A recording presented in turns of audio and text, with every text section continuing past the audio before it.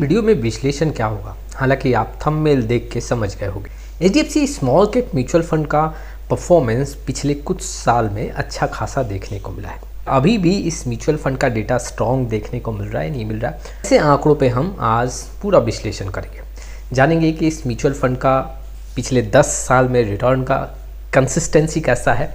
हम ये भी जानेंगे कि ऐसे म्यूचुअल फंड में डाउन साइड प्रोटेक्शन का डेटा कैसा दिख रहा है।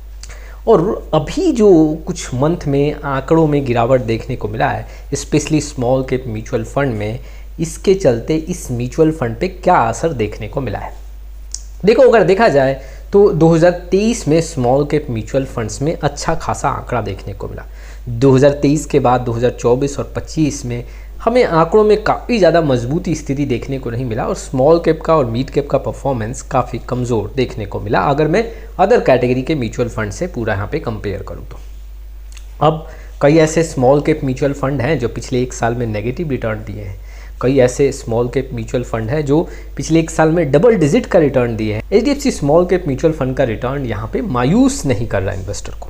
चलिए, सबसे पहले हम यहाँ पे रिटर्न का आंकड़ा देखते हैं, लमसम रिटर्न का आंकड़ा देखते हैं और समझते हैं कि इस म्यूचुअल फंड का अभी परफॉर्मेंस कैसा देखने को मिल रहा है। आपके सामने आंकड़ा है, देखो पिछले 1 मंथ में अगर देखें तो 1% का यहाँ पे रिटर्न देखने को मिल रहा है। यहाँ पे कैटेगरी एवरेज में नेगेटिव रिटर्न है। 3 मंथ का आंकड़ा देखें तो 15 से 16% का रिटर्न है। 12 से 13% हमें कैटेगरी एवरेज में देखने को मिल रहा है। 6 मंथ की बात करूं तो 12 से 13% का रिटर्न है। कैटेगरी एवरेज में 8% के आसपास है। और 1 साल का आंकड़ा देखें तो 2 से 3% कैटेगरी एवरेज में नेगेटिव रिटर्न देखने को मिल रहा है। अब सिर्फ 1 साल के अंदर का आंकड़ा देखें तो इस म्यूचुअल फंड ने काफ़ी अच्छा परफॉर्मेंस शो किया। अच्छा, कैटेगरी एवरेज से ज़्यादा पैसा बना के दे रहा है, इसका मतलब इन्वेस्टर को ये भी समझना होगा कि ये बेहतर फंड है। कोई भी म्यूचुअल फंड ऐसा हो सकता है कि अपने बेंचमार्क के परफॉर्मेंस को बीट ना करे, लेकिन कैटेगरी एवरेज को वो पछाड़े, तो ऐसी स्थिति में भी वो म्यूचुअल फंड काफ़ी अच्छा देखने को मिल रहा है। हालांकि ये जो म्यूचुअल फंड है 1 मंथ, 3 मंथ, 6 मंथ और 1 साल के ड्यूरेशन में अपने बेंचमार्क को भी बीट कर रहा है और कैटेगरी एवरेज के रिटर्न को भी पछाड़ रहा है। तो कुल मिला के अभी जो स्थिति है इस स्मॉल कैप म्यूचुअल फंड का अच्छा खासा देखने को मिला।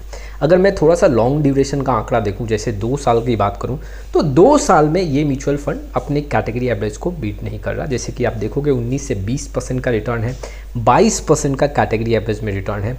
लेकिन ठीक 3 साल का आंकड़ा देखें, यहाँ पे 4 साल का आंकड़ा देखें, 5 साल का आंकड़ा देखें, वैसे ही अगर आप 7 साल का आंकड़ा देखोगे और 10 साल का आंकड़ा देखोगे, यहाँ पे 7 साल में थोड़ा कमज़ोर देखने को मिला है, लेकिन आपको हर एक लॉन्ग टाइम ड्यूरेशन में यहाँ पे आंकड़े मजबूत देखने को मिल रहे हैं। तो पहले जो रिटर्न बन रहा था इस स्मॉल कैप म्यूचुअल फंड के साथ, अभी भी रिटर्न इसमें अच्छा खासा देखने को मिल रहा है। कुछ यहाँ पे नेगेटिव पॉइंट नहीं है। परफॉर्मेंस के मामले में जो पिछले 1 साल में पैसा नहीं बना है, कई ऐसे स्मॉल कैप म्यूचुअल फंड में अगर देखोगे तो आपको यहाँ पे 60 से 70% small cap mutual fund negative return दिए पिछले 1 साल में और यहाँ पे 1 साल में पॉजिटिव रिटर्न देखने को मिल रहा है। तो रिटर्न के मामले में अभी भी इस स्मॉल कैप म्यूचुअल फंड का डेटा काफ़ी स्ट्रॉन्ग देखने को मिल रहा है। चलिए, अब 3 साल के आंकड़ों के बेसिस पे कुछ और हम यहाँ पे स्मॉल कैप म्यूचुअल फंड का यहाँ पे डेटा देखते हैं। देखो, पिछले 3 साल में अगर मैं CAGR का आंकड़ा देखूँ तो एचडीएफसी स्मॉल कैप ने 31% का लगभग रिटर्न दिया है। निप्पॉन इंडिया स्मॉल कैप में 34% का आंकड़ा है। क्वांट स्मॉल कैप में 38% का ये आंकड़ा है। टाटा स्मॉल कैप 33% और बंधन स्मॉल कैप 30% के आसपास देखने को मिल रहे हैं। तो बंधन स्मॉल कैप म्यूचुअल फंड से भी पिछले 3 साल में यहाँ पे स्ट्रॉन्ग आंकड़ा यहाँ पे शो किया है। तो कुल मिला के रिटर्न के मामले में यहाँ पे अभी जो स्थिति है वो अच्छा खासा देखने को मिल रहा है। चलिए, अब डाउन साइड प्रोटेक्शन की बात करते हैं। ऐसे म्यूचुअल फंड का डाउन साइड प्रोटेक्शन कैसा है। देखो, अगर कई ऐसे स्मॉल कैप म्यूचुअल फंड पर नज़र डालोगे, पैसा अगर वो बना के दे रहे हैं तो डाउन साइड प्रोटेक्शन उसमें कमज़ोर देखने को मिला है। जैसे कि मैं अगर आपके सामने आंकड़ा रखूं तो आप यहाँ पे नोटिस करोगे कि अभी जुलाई 2024 के पहले quant small cap mutual fund काफ़ी ज़्यादा पैसा बना के दे रहा था, लेकिन डाउन साइड प्रोटेक्शन में आंकड़े कमज़ोर थे। लेकिन HDFC small cap mutual fund का अगर मैं जनवरी 2018 से मार्च 2020 के बाद में देखूं, जो यहाँ पे जो प्री कोविड का सिचुएशन था उसमें जो आंकड़ा था, निफ्टी स्मॉल कैप 55% टूटा, एचडी स्मॉल कैप में गिरावट 53% देखने को मिला। इट मीन्स कि यहाँ पे जो बेंचमार्क है उससे कम यहाँ पे गिरावट देखने को मिला। जब सितंबर 2016 से दिसंबर 2016 में 10% का निफ्टी स्मॉल कैप 250 में गिरावट देखने को मिला, यहाँ भी करीबन 10% का गिरावट देखने को मिला। जनवरी 2022 से जून 2022 में यहाँ पे 25% का गिरावट निफ्टी स्मॉल कैप 250 में देखने को मिला। यहाँ भी अगर आप नोटिस करोगे तो करीबन 21% के आसपास का गिरावट आपको देखने को मिला।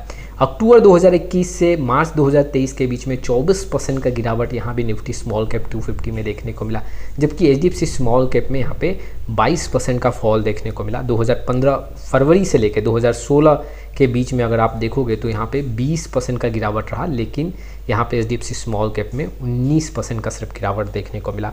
तो अगर बेटर टू वर्स का यहाँ पे अगर आप देखोगे तो काफ़ी बेटर देखने को मिल रहा है। स्लाइटली बेटर जो है 2018 से 2020 में देखने को मिला। बाकी जब आंकड़े हैं वो यहाँ पे बेंचमार्क से कम टूटे हुए हैं। अगर आप देखोगे तो HDFC small cap mutual fund का डाउन साइड प्रोटेक्शन यहाँ पे स्ट्रॉन्ग है, क्योंकि अगर मैं यहाँ पे कुछ हिस्टोरिकल डेटा देखूँ कि बेंचमार्क से कम डैमेज देखने को मिला है।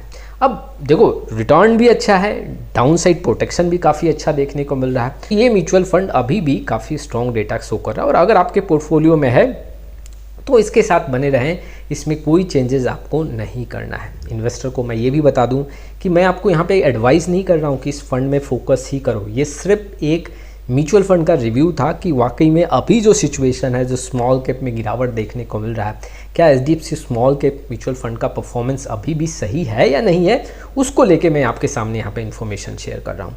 हाँ, आने वाली स्थिति में देखो कोई भी स्मॉल कैप म्यूचुअल फंड का डेटा थोड़ा सा डिस्टर्ब हो सकता है, ऐसा नहीं है। मार्केट में कुछ गिरावट होगा तो रिटर्न कम देखने को मिलेगा। और कोई अगर इन्वेस्टर यहाँ पे नया इन्वेस्टमेंट करना चाहते हैं HDFC small cap mutual fund में, तो अपने रिस्क कैपेसिटी को समझें। ऐसा नहीं है कि ये फंड अच्छा है तो आप पैसा लगाओगे ही लगाओगे, ये फंड ज़्यादा रिटर्न दे रहा है तो आप पैसा लगाओगे ही लगाओगे।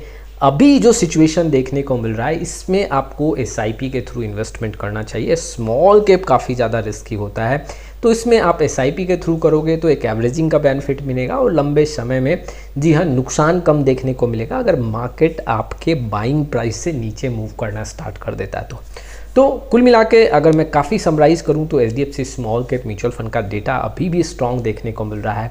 डाउन साइड प्रोटेक्शन अच्छा है, रिटर्न के मामले में आंकड़ा काफ़ी अच्छा देखने को मिल रहा है, और उसके साथ ही साथ अगर आप नोटिस करोगे तो इस म्यूचुअल फंड ने कंसिस्टेंसी को भी मेंटेन किया है। हाँ, अगर मैं 2 साल का एनुअलाइज रिटर्न देखूं, 7 साल का एनुअलाइज रिटर्न देखूं, तो उसमें कैटेगरी एवरेज से कम पैसा बना के दे रहा है। लेकिन अगर डिफरेंस देखोगे तो कैटेगरी एवरेज से यहाँ पे काफ़ी कम डिफरेंस है। इट मीन्स कि अगर कैटेगरी एवरेज से पैसा कम भी बना तो 1% कम है, 1.5% कम है, इससे ज़्यादा डिफरेंस देखने को नहीं मिल रहा है।